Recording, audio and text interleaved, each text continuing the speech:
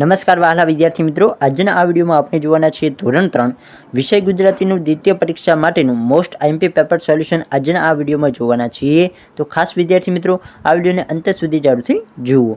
તો વિદ્યાર્થી મિત્રો તેમાં તમને પ્રશ્ન નંબર 1 પૂછાઈ શકે છે કે નીચે આપેલો ફકરા સુંદર અક્ષરે અને સુવાચ્ય અક્ષરોમાં લખો, તેના તમને 5 ગુણ મળવાના છે। તો એમાં વિદ્યાર્થી મિત્રો તમારે કશું જ કરવાનું હોતું નથી, માત્ર જે તમને ફકરો આપવામાં આવશે, જે તમારા પ્રશ્નપત્રમાં તમને ફકરો આપવામાં આવશે તેને બેઠે બેઠો તમારે લખવાનો હોય છે। ખાલી સારા અક્ષરમાં લખવાનો છે તો તેના તમને ગુણ મળી જશે। તો ખાસ વિદ્યાર્થી મિત્રો યાદ રાખજો। પછી વિદ્યાર્થી મિત્રો પ્રશ્ન નંબર 2 છે કે નીચેના પ્રશ્નોના જવાબ 2-3 વાક્યોમાં લખો। તો તમને 3 જેવા પ્રશ્નો પૂછવામાં આવશે, તેના દરેક પ્રશ્નના 2-2 ગુણો આપવામાં આવતા હોય છે। તો તેમાં વિદ્યાર્થી મિત્રો પ્રશ્ન નંબર 1 છે કે બધા બચ્ચા બતકને કદરૂપ બતક કેમ કહેતા હતા? તો શા માટે? તો કે બધા બચ્ચા બતકને કદરૂપું બતક કહેતા હતા કારણ કે તે બધાથી અલગ હતું, તે થોડું મોટું અને રાખોડી રંગનું હતું। પછી વિદ્યાર્થી મિત્રો પ્રશ્ન નંબર 2 છે કે શીરીને કયા કયા વ્રત કર્યા? તો કે શેરીને ગળ્યું વ્રત, ખાટું વ્રત, તીખું વ્રત અને કડવું વ્રત કર્યા હતા। આગળ જોઈએ વિદ્યાર્થી મિત્રો પ્રશ્ન નંબર 3 કે રાવણની નગરીનું નામ શું, તે કેવી છે? તો કે રાવણની નગરીનું નામ શું છે? તો કે રાવણની નગરીનું નામ લંકા છે અને તે સોનાની છે। તો આ વિદ્યાર્થી મિત્રો તમારે યાદ રાખવાનું છે। પછી જોઈએ વિદ્યાર્થી મિત્રો પ્રશ્ન નંબર 3 કે નીચે આપેલ જાહેરાતના આધારે પ્રશ્નોના જવાબ લખો। તો આ રીતની વિદ્યાર્થી મિત્રો તમને તમારા પેપરમાં એક જાહેરાત આપવામાં આવશે અને તેના આધારે તમને અહીં નીચે પ્રશ્નો પૂછવામાં આવશે, તો તમારે જવાબ લખવાના છે। સ્પર્ધા કઈ જગ્યાએ યોજાશે? તો આમાં વિદ્યાર્થી મિત્રો તમને તમારે જવાબ ગોતવાનો છે કે સ્પર્ધા કઈ જગ્યાએ યોજાવાની છે તે ક્યાં લખેલું છે। તો તમે જોઈ શકો છો રમતગમત સંકુલ દેવગઢ બારિયામાં આ જે રમત છે તે યોજાવાની છે। તો એ વિદ્યાર્થી મિત્રો તમારે લખવાનું છે તો કે સ્પર્ધા રમતગમત સંકુલ દેવગઢ બારિયામાં યોજાવાની છે। પછી વિદ્યાર્થી મિત્રો પ્રશ્ન 2 છે કે કયા ધોરણનો વિદ્યાર્થી સંગીત ખુરશીમાં ભાગ લઈ શકશે? તો તેનો પણ અહીં વિદ્યાર્થી મિત્રો લખેલું છે તો કે ધોરણ 1માં કયા લીંબુ ચમચી અને સંગીત ખુરશી। તો તમે લખી શકો કે ધોરણ 1ના વિદ્યાર્થીઓ સંગીત ખુરશીમાં ભાગ લઈ શકશે। ત્રીજો પ્રશ્ન છે કે એક વિદ્યાર્થી કેટલી રમતોમાં ભાગ લઈ શકે? તો કે એક વિદ્યાર્થી માત્ર એક રમતમાં જ ભાગ લઈ શકશે। ચોથો પ્રશ્ન છે કે આ સ્પર્ધા કેટલા કલાક સુધી ચાલશે? તો આ સ્પર્ધા 4 કલાક સુધી ચાલવાની છે। પછી વિદ્યાર્થી મિત્રો તમને એક ચિત્ર આપવામાં આવશે અને તેના આધારે તમારે તેનું વર્ણન કરવાનું છે।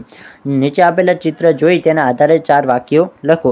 તો તમે 4ની પણ ઘણા વાક્યો પણ લખી શકો છો, તમને જે ચિત્રમાં દેખાતું હોય તે લખી શકો કે એક વૃક્ષ છે, એક સસલું છે, પહાડ છે ને એવું બધું તમે લખી શકો। અહીં તમને લખેલું છે કે સસલું ઊંચા ઘાસની પાછળ સંતાયું છે, વાઘ ગુફાની પાછળ છે, સાપ થડની બખોલમાં છે, જીરાફ ઝાડીની પાછળ છે, વાંદરો ઝાડની ડાળી પાછળ છે, શિયાળ પર્વતની પાછળ છે। તો આ રીતે વિદ્યાર્થી મિત્રો તમે અનેક વાક્યો લખી શકો છો। આમ તો વિદ્યાર્થી મિત્રો તમારું ગુજરાતી વિષયનું પેપર સરળ જ હોય છે। જો તમને વાંચતા આવડતું હોય તો સારી રીતે, જો તમને વાંચતા આવડતું હોય તો તમે ગુજરાતી વિષયનું પેપર સરળતાથી લખી શકો છો। પ્રશ્ન 6 સૂચના મુજબ લખો।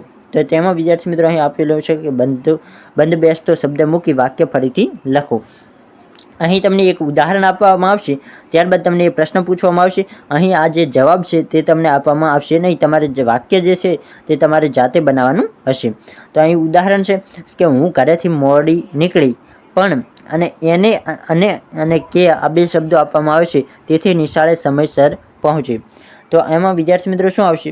તો કે હું ઘરેથી મોડી નીકળી પણ નિશાળે સમયસર પહોંચી। તો તમે આ 3 શબ્દોમાંથી કયા શબ્દનો ઉપયોગ કરશો? તો કે પણ શબ્દ છે તેનો ઉપયોગ કરીશું।